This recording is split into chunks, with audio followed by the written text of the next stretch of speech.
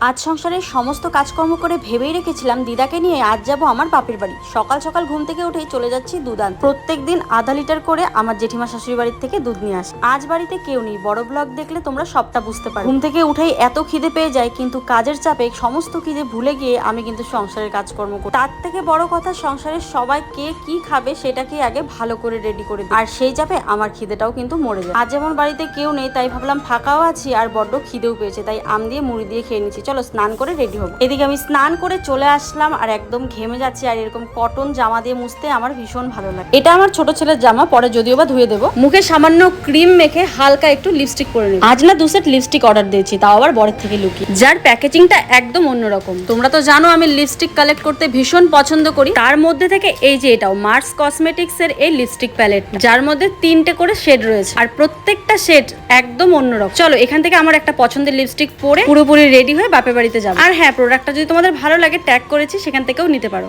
চলো এবারে ready shady হয়ে দিদাকে নিয়ে ছোটকে নিয়ে চলে গেলাম পুজো বাড়িতে। আজ আমাদের বাড়িতে বিপত্তারিণী পুজো।